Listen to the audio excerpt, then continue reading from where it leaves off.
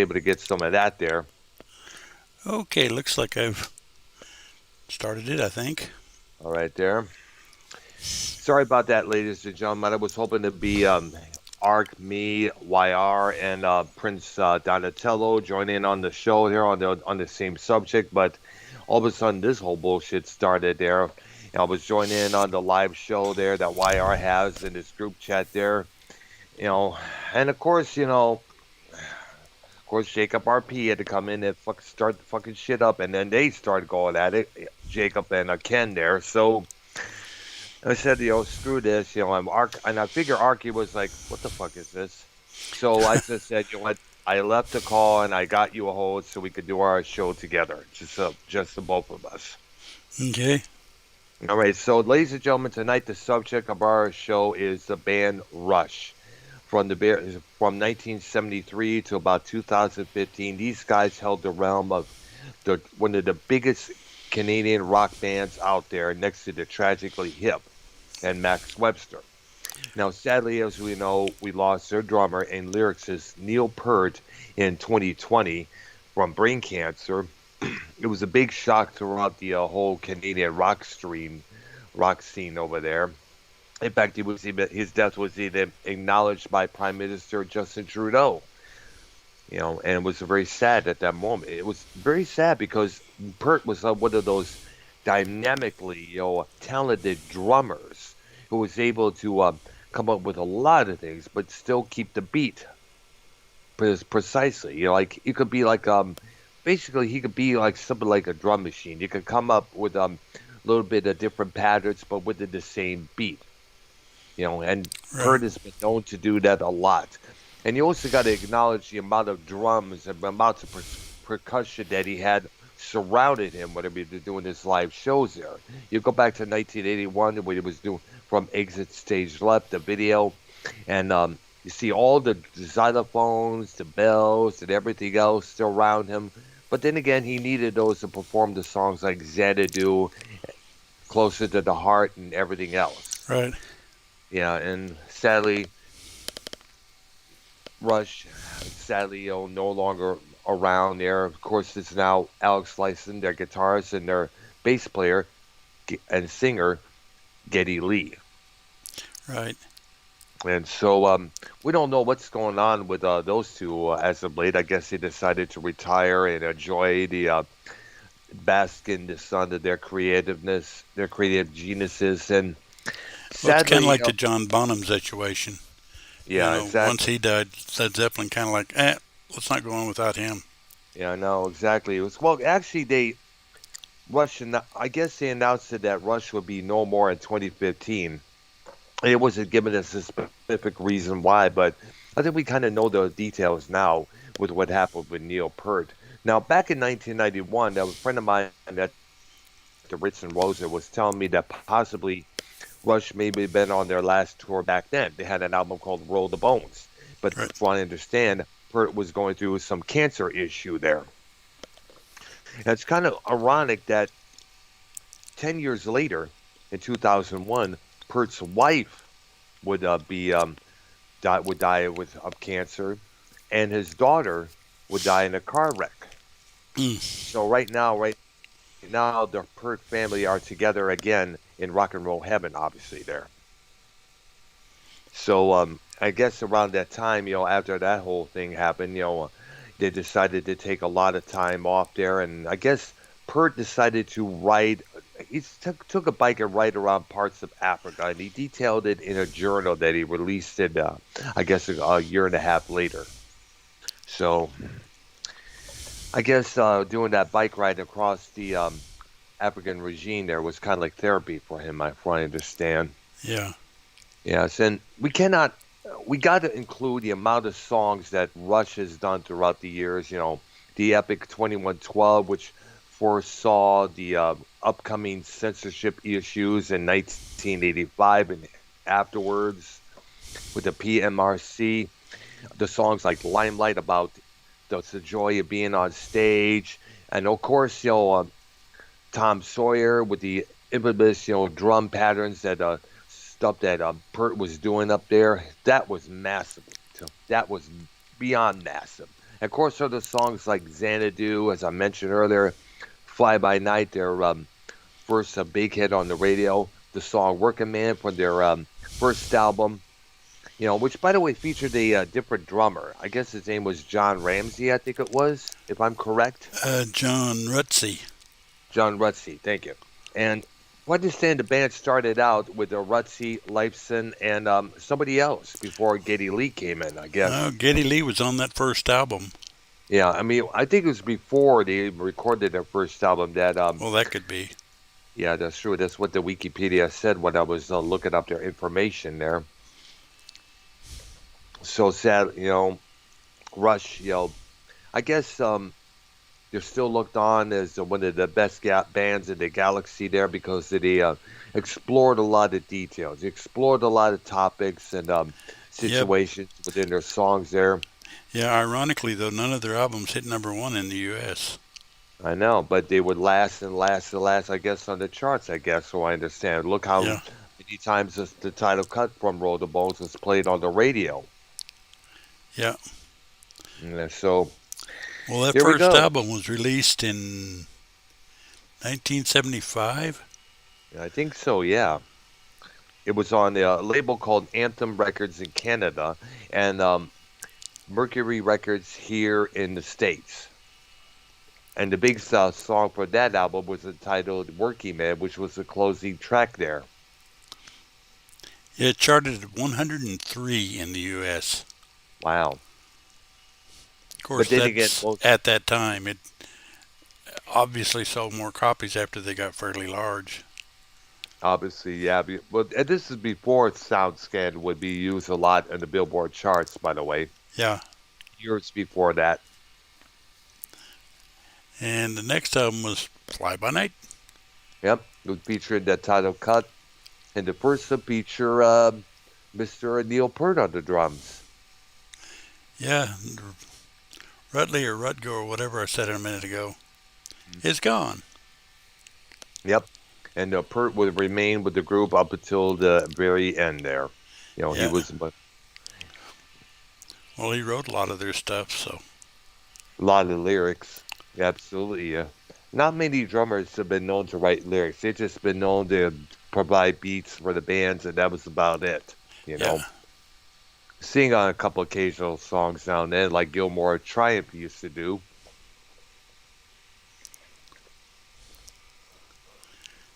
There's some good songs on here, but the one of note is Fly By Night. Mm-hmm. Anthem's pretty good. Yeah, I remember hearing Anthem a couple of times on the Canadian rock station back when I was living in Richmond, Michigan. There was I forgot the name of it, but it was out of Windsor, and they would play a lot of stuff like they would even play this collaboration tune with the members of Rush and the members of Max Webster, another well-known, respected Canadian group. And that particular album charted at 113 in the U.S. Uh-huh. You got to give it a while before you start making it big there. They released other albums. I guess it was Caress of Steel. Yeah, Caress of Steel was the third one. Mm-hmm. And I was going to see if there's any songs to note on here real quick. I think that's the one with the track I Think I'm Going Bald. Yep. Mm-hmm. And I take that song's about growing old age, I take it. Yeah, but Steel Park's on here. It's a good song. Necromancer. Mm-hmm. The 14 of Lamneth. The Fountain of Lamneth. Ah. Sorry, I can't read. It's okay. Well, I can, but Caress of Steel. Mm-hmm. Your title cut there. 140. Mm-hmm. Then, of course, the big one starts. Yep. 2112. Yeah, the concept album about basically these tempos having control over everything, including entertainment, what you say, what you do. A man somehow finds a guitar in some sort of a gutter there or a tunnel there, he takes it to the prophets of the temples there, which acted such outrageous tone. How dare you bring this here? How do you bring this? And whereas the man was like, I can't believe you're saying these words. Then you had Passage to Bangkok, Mm-hmm. Twilight Zone, Lessons, Yep.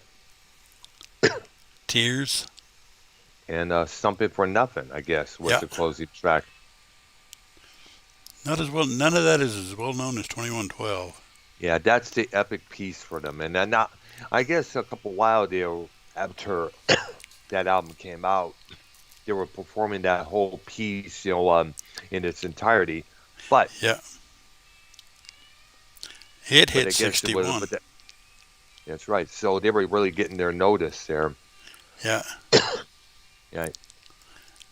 The next one, Farewell to Kings. Mm-hmm. Which is interesting, the cover there. It has a man, posing as a one of those wooden kings there with the strings attached as well there on the front cover there. Yeah. And that's where the track Xanadu was featured. Yeah, of course it had Farewell to Kings on there too. Yeah, Xanadu is a great song. Yeah, I remember hearing the live version when MTV showed the Rush live back in 1981. Yeah, Closer to the Heart's on this album. That's right there. Which I understand Sebastian Bach with Skid Row, you know, basically had that song playing when he proposed to his girlfriend Maria at that time there. Very touching ballad to listen to. If you're a diehard rock and roll fan, you want to propose to your diehard rock and roll girl, that would be the song to play while you're proposing to her. Yeah. And they had Madrigal, Mm-hmm. Cinderella Man. Yep. And I got some information on 2112, that just looked up. It's pretty much interesting. Now, after the last unsuccessful album, Caress of Steel, the band was in financial hardship due to the album's disappointment sales, unfavorable critical reception, and the decline of attendance in their shows. Mercury Records was considering dropping Rush, but gained the band once more album following negotiations with their manager. Now, though the label demanded more commercial material, the band decided to continue with its progressive rock sound. It was recorded in 1976 in Toronto with Terry Brown, and the centerpiece is the 20-minute title track, a science fiction futuristic song which takes up the first side. When there's 5 individual tracks on side 2. Now, basically, and we all know the story there about the tracks about the 2112 there. Now, usually around this time when the label threatens to let go of an artist or a band due to lack of record sales, that's when they come in with the hit record there. Yeah. Yeah. Because I remember John Cougar Mellencamp, then known as John Cougar, when his record American Fool came out in the '82, that became a big hit there with "Hurt So Good" and "Jack and Diane," and he was he was like ha ha ha to the record label, who was considering letting him go because of lack of record sales. Always happens all the time. Boom, here's your hit record. Now, Farewell to Kings hit 33. So it was starting to catch. So they were gaining their recognition slowly but surely by each album, which is pretty good. Yeah. And the next one was Hemispheres. All right. Which is actually pretty good album too. Which is a very interesting album cover there. It has a naked man, doing a ballet type pose, and another man in a suit and mustache and a derby and a cane there, and they're all standing on floating brains. Now I don't understand the art about that, but I'm thinking the boys at Hypnosis may have been behind that album cover there. Probably. Yeah, because they've been known to come out with crazy album covers like that. Just ask the boys from Pink Floyd and Led Zeppelin, Alan Parsons about that. Yeah. And this album had Cygnus X1, which I guess is a continuation from the previous album. Yeah, silly. Which is, I guess, And and the one we're talking about is that's that instrumental that Lifeson wrote after having a nightmare, I guess. Yeah. Yeah, because but there was another track there that I remember. I think may have been on Farewell to Kings or another album there. But it was a story about this spaceship falling prey to a black hole going into there. And I guess the one on you mentioned may have been the continuation of that storyline there. Yeah. Yeah. And they also had Circumstances. I'm having a hard time Yep. reading for some reason. All right, that's understandable. Then there's La Villa Strangiata. Mm-hmm. The Trees. All right. All right. All right. And And the one. that particular album hit 47. Mm, yeah, slowly but surely they're getting up there, which leads up to the next record, 1980's Permanent Waves, featuring two of the biggest songs on that album there. The Spirit of Radio, which was played massively on the radio around that time there. And of course, Free Will, which one of the lyrics basically describes it all. Right. Even if you had not made a choice, if you chose not to choose, you still made a choice. Right. Which makes sense in a lot of ways there. Jacob's Ladder, which is another. Well, this whole album's. Well, most of their stuff is really good. Yeah, Entre absolutely. Nous. Yep. Different Strings. Natural Science. Mm-hmm. All right. And this particular album hit number 4. Wow, on the Billboard charts. Wow, that's massive improvement there. Yeah. The next one, Was the one that really brought it big. Hit number 3. Massively. Absolutely. And boy, did it, and a good reason to hit big because it was a damn good record. Moving Pictures. The one with Tom Sawyer, the hit Limelight, Witch Hunt, and a thing called, I guess, was called Vital Signs, which was the closing track of that album. There were 2 videos from that album made at this recording studio somewhere. I don't know what it's called. The place was called Le Studio. I don't know, it may have been Toronto or Montreal. And you could see it was filmed during the wintertime, obviously, there. Yeah. Yeah. This album also contained Red Barchetta. Yep, great song there about a guy who gets who heads out to his uncle, and then while away there, gets into a drive-by little duel there with some other fast driver, I guess. Oh boy. Yeah. And then they also had this really cool instrumental, YYZ. Yeah, I remember hearing that, which it spotlighted all the best, basically the drum skills of Neil Peart and the bass skills of Geddy Lee, because he's a damn good bass player when you look at it there. Yeah, and then another epic piece, The Camera Eye. Yep, and absolutely. And also keep in mind, Geddy Lee's also a damn good keyboardist just as well there. Yeah. At the MTV concert that I saw back in '81 there, he also had a massive keyboard setup where he was able to sing, do all this stuff there, which was basically you got to give Geddy Lee his props, man, for his musical abilities. Yeah, the next one was Signals. That's another big one.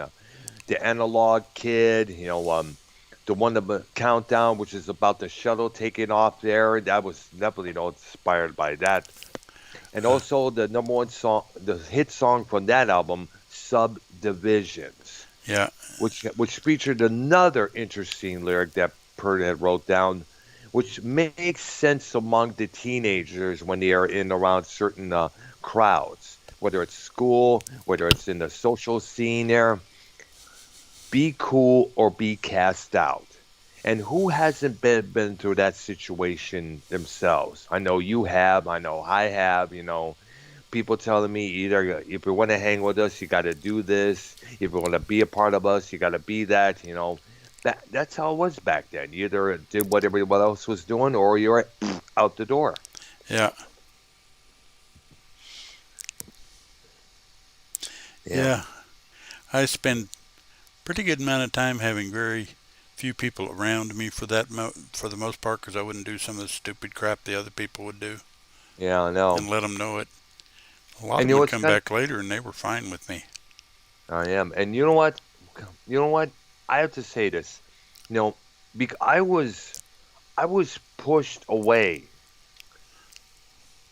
many for a year by a lot of the kids at school, especially one of my next door neighbors, because I didn't smoke weed or drink beer with him, and turns out I ended up, the better one because the guy, as I mentioned a couple times in the past, he would be an alcoholic and an addict for years, but he would later have 3 strokes. He would Mm, end up in the hospital, and he was on court order to be in either Richmond or Memphis, Michigan. You know, if I understand, he just sits in around at his house all the time, watching Nick at Night, TV Land, all those all those channels there, kind of reliving the past. wow.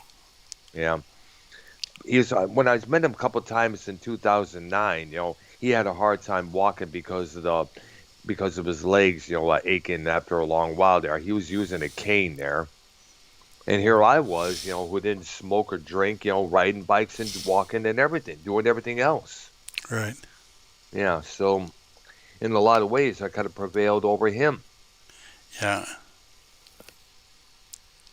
And the next one's Grace Under Pressure. Yeah, which came out in 1985 with this, actually 1984. Distant Early Warning. Yeah, that's a good song there. The one that kind of got me was the one called Red Sector 1 or A, I think A. it's called. Red Sector A. That was a kind of a nightmarish set of lyrics on that album. It's kind of nightmarish, like it's like imagine you and your family, being the survivors of a nuclear attack.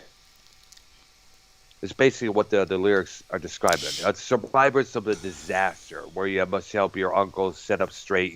Are we the last ones alive? Right. Something out of a sci-fi movie or out of the Twilight Zone, for that matter. There. Yeah. And then the next one was Power Windows, 1985. The Big Money was the lead off single for that track there. yeah. This is kind of where they started to kind of not fall off, but didn't have the. I can't describe what I'm trying to say here. They didn't have the following as much. Some of the people fell off of them. Oh, really? But I was still following them. Yeah, but A I lot of guess they those were like, albums didn't do as good. I don't know. I don't know why. Well, and of course, I think this is the period where Neil Peart started changing the looks of his drum kit in terms of design and everything else. Because in the past, you would have the infamous naked man in front of a pentagram on the ends of his drum kit, on the bass outward. What was it called? Out on the bass drum. Yeah. Yeah, out facing the audience there. And he decided to go for a new, different look because it was a different time. It was a different era. You know. So I guess Geddy Lee at the time decided to shorten his hair to a mullet. Like he started playing that fretless bass, the Steinberger bass guitar there, which I Yeah. still wanted. I want to get me one of those sometime soon if I could find a used one. I know there's supposed to be a guitar shop somewhere around Arlington. I guess it is. I want to head out there if I ever get the day off. Yeah, See what I can there's a find. big one. Well, they have a guitar center there.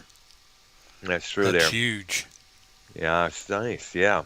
I want to go up there and check them all out to get to play a few of those things. The last guitar show I was able to go to was back at the Michigan State Fairgrounds. Back, I think it was in 92 or 91. I don't remember which year, but wow. It would be nice to go there, but I just got to see what date it is and if I could get the day off. But then again, I also got to I don't know, because my sister expressed going to the Renaissance Fair this year, and got to see about getting the day off for that as well there. Have to play Yeah. it by cards, I guess. Next one was, I just had it in my head. Hold Your Fire. From 1987. Force 10 was the lead-off track for that album. But the Time main Stand single, Still was the big one. yeah, it's really, and it was the first time they actually had an outside vocalist sing on one of their songs. And the girl singing backup on this particular track was Amy Mann from the band Two Tuesday, which is interesting as well. She even appears in the video just as well there. Hmm. Good song there. Yeah. Very good song. Yes, it was. Yeah. And a couple years later, the band would release an album called Presto. And this was a change of pace over the States there. Their contract with the Mercury was up, and so they signed with Atlantic Records. I believe they were still with Anthem Records back in Canada. But the song Show and Tell basically had another intro. One of the lyrics on that song there but said something that's been used a lot more lately. Show me, don't tell me. Yeah. I heard it all before.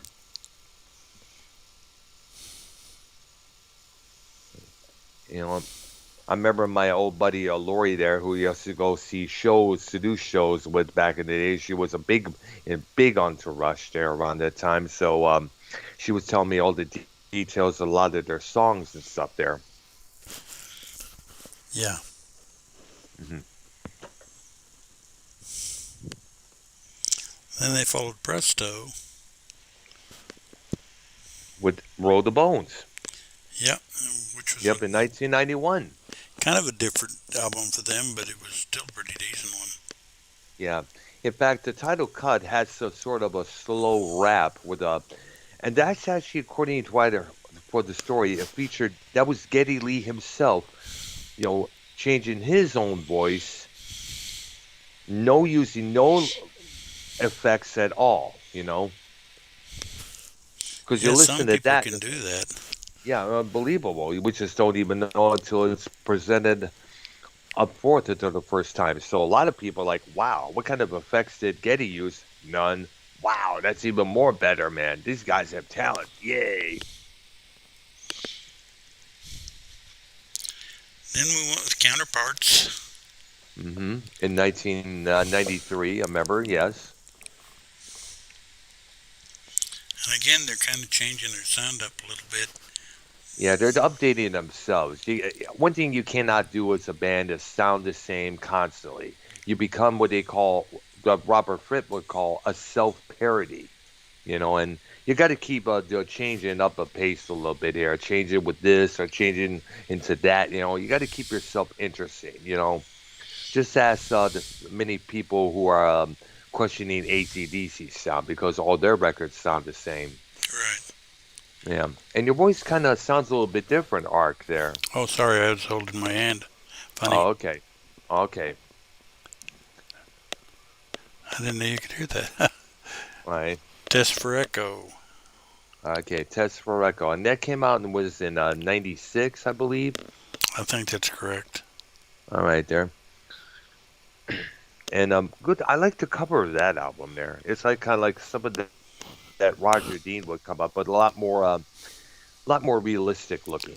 Right, right. Yeah, I don't really know any of the songs of that album there. At the time, I was getting fed up with radio because of all the alternative stuff that was taking place at that time there. Well, basically, this started the period of time that if you wanted to hear something by artists you liked, you had to go get the records because they weren't playing nothing on the radio.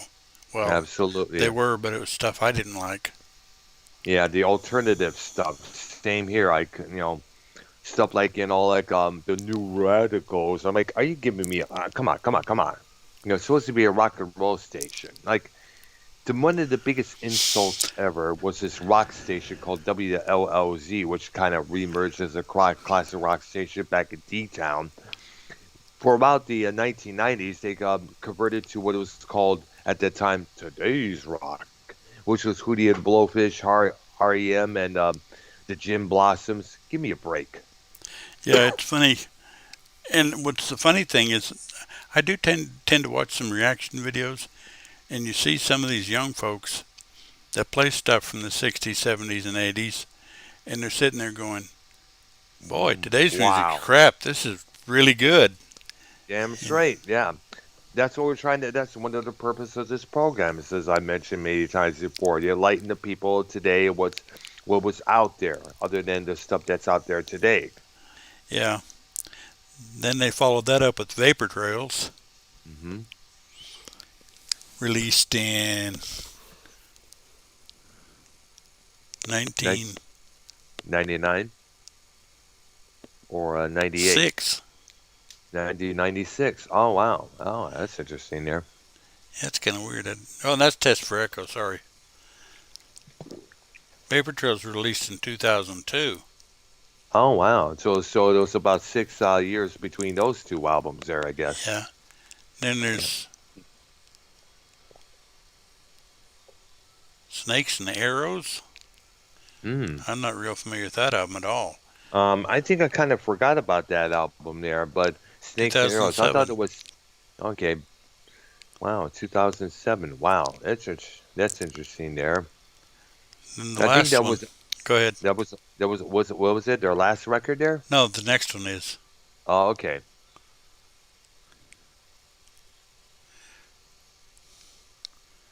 Hmm. Clockwork Angels, Clockwork Angels. 2012. And I'm Oh not yeah, familiar with that one. interesting there. Yeah, really. I know. I remember the Clockwork tours that they were doing at that time, where they were doing certain albums in its entirety. Like for instance, they were doing moving pictures in their entirety, Right. 2112 in their entirety. I mean, I remember I was watching bits of their one of their shows on the VH1 Classic channel there, and I guess one of the couple of their songs featured a full orchestra backing them up on a couple of tracks there. Hmm. Yeah, Moody Blues and ELP went that route too. I I think so know, did except Yes. yeah, I think so. Yeah, which is interesting because any rock band that usually plays with the orchestra, people are going to think that's the Deep Purple thing that they did back in the Royal Albert Hall. I guess it was 1970. And Yeah. people considered that record one of their worst. Oh, yeah. Yeah. And I remember hearing that I had that album. I was like, this kind of stinks. That came between Mark One and Mark Two. I don't Mm, know. I don't know who was on that album, to be honest with you. on him, John Lord was for sure, John but Lord. Yeah, I don't know I think whether. it was the Mark II Deep Purple, definitely, no doubt. Gillan, Blackmore, Pace, Yeah. Lord, and a Glover. Yeah. Then of course we have the live albums. Hmm. First one being All the World's a Stage. Yep, there. Hmm. The next one being Exit Stage Left, which came out in 1981 there, and it was kind of interesting on this. The album, the cover for that album featured a lot of the iconic individuals that were on their previous albums. Right. The lady in the that was on Permanent Waves, she's featured in there. The two men that was on the Hemispheres album was featured there. An owl that was on the cover of Fly By Night was featured on that cover there. Yeah, they And a kind whole of bunch of did that. yep, they did, which was pretty interesting there. I always credit. I'm thinking the boys. You know who did that album cover? Hypnosis, if I'm correct. I think so. I don't know for sure though. I would not be surprised. I wouldn't be. I could look it up, but I wouldn't be surprised there. Yeah. Let me look it up for you, guys. Here. Yeah, and they followed that one with a Show of Hands, Yep. I guess it was in '86 or '87 or '88. What year was that in? 1989. 1989. Ah, yeah. And it opened up with the theme for the Three Stooges, and it would start with Big Money. I remember that Yeah, was played on the radio a lot. and then they followed that with Different Stages, Hmm. 1998. All right. Then after that's a bunch of live albums I haven't heard of, so they must. I I guess they're kind of some in some cases semi bootlegs or All right. Yeah, we got lots of boot. Remember, you don't make it. You don't know. You know you made it big by either getting sued or you get bootlegged. Yeah. hmm Now the Exit Stage the Left album was features recordings from June from 1980 on the Permanent Waves tour and from March of 1981 on the Movie Pictures tour. It received a lot of positive reception from music critics and reached number 6 in the UK, number 7 in Canada, and number 10 in the United States. And let me look at the artwork. Yeah, this is one that interests me. An item from each of Rush's 8 previous albums can be seen on the front cover and back of this album, though each has been modified in some way. The snowy owl from Fly By Night appears. Apollo, the man in the suit from Hemispheres, would stand next to Paula Turnbull, the woman featured on the Permanent Waves album cover. Right. The Puppet King from the Farewell to King sits on top of a box stench with the band's logo on it from the first album. Next to him is the painting of the Caress of Steel album cover, held by one of the movers from the Movie Pictures album cover, and another mover standing behind. And next to this is Dionysus, the nude man from the Hemispheres album cover as well. And behind this scene, the Starman from the 2112 hangs in the background next to an exit sign. And it was the scene was shot at Toronto's then abandoned Winter Garden Theatre. Their first live album, All the World's a Stage, is also represented in the background image. Ticket at a concert in the Buffalo Memorial Auditorium at Buffalo, New York. Both album covers shows Rush's live setup on an empty stage, although the band no longer used the white carpet at the time Exit Stage Left it was released. Right. All right. All right. Interesting. So it's always interesting when the bands often put little items from their previous album covers onto one album there. Yeah. Yeah. All right. So, of course, Russia would continue to do a lot of multiple tours for their Clockwork Stages album there. They would, I guess, release a few live videos or DVDs of their performances. And up to about 2015, when Alex Lifeson announced that Rush was done, retired, no more. And of course, in 2020, Neil Peart passes away from brain cancer. Right. And which was very sad to all the classic rock drummers out there. Yeah, because despite the first album, that group stayed together, all 3 of them.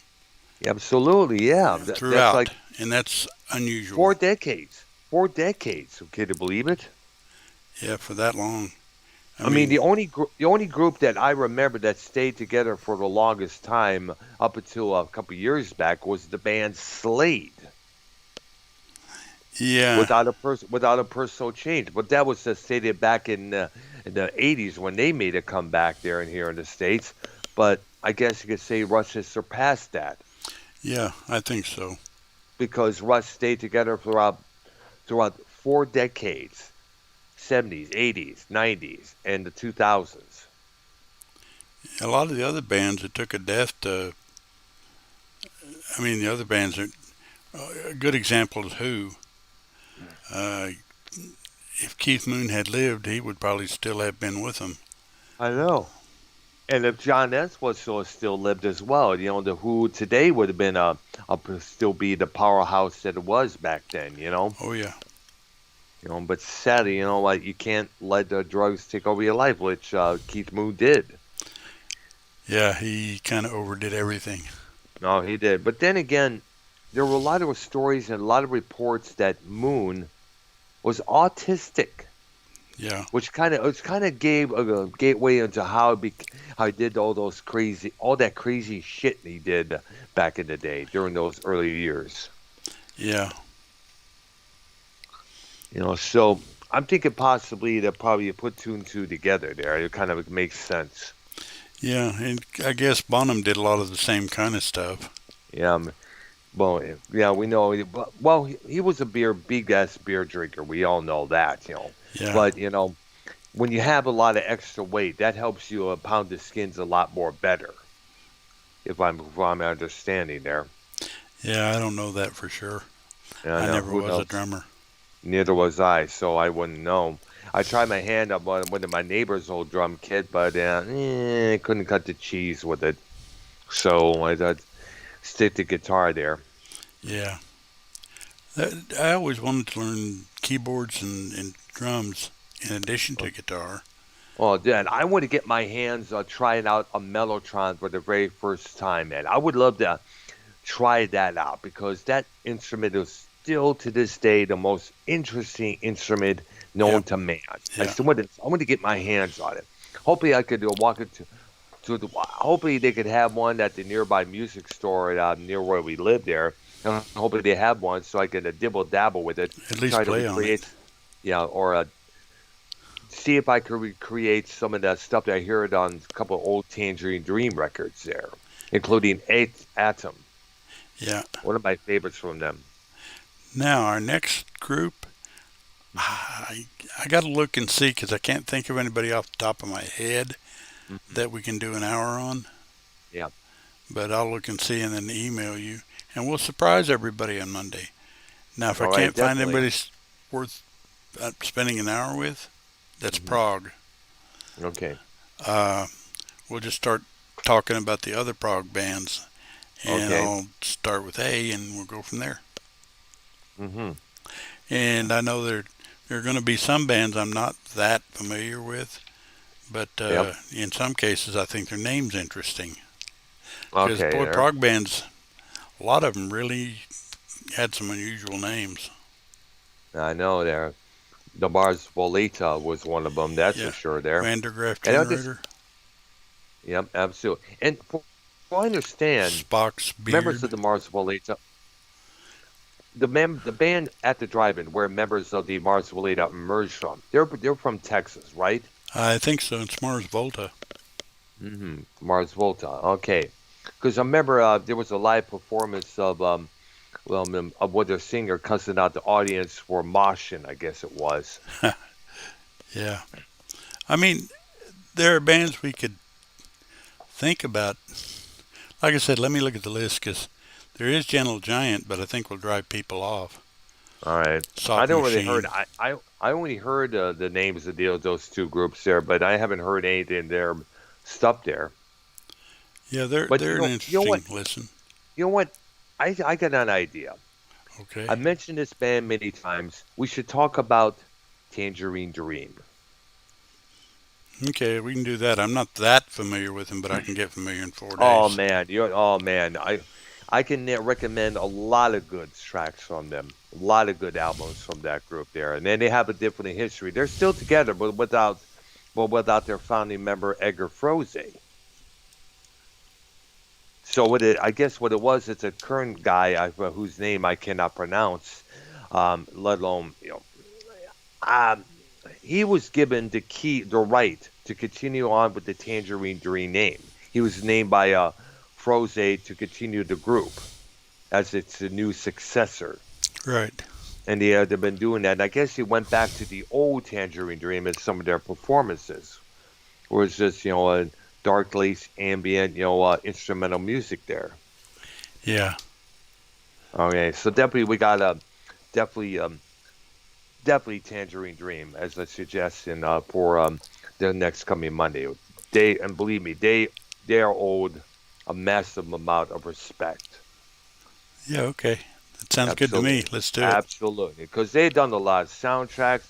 They got a pioneering albums, and they kind of some of their bass lines on some of their tracks like Rubicon would help bleh, I'm getting tongue tied again.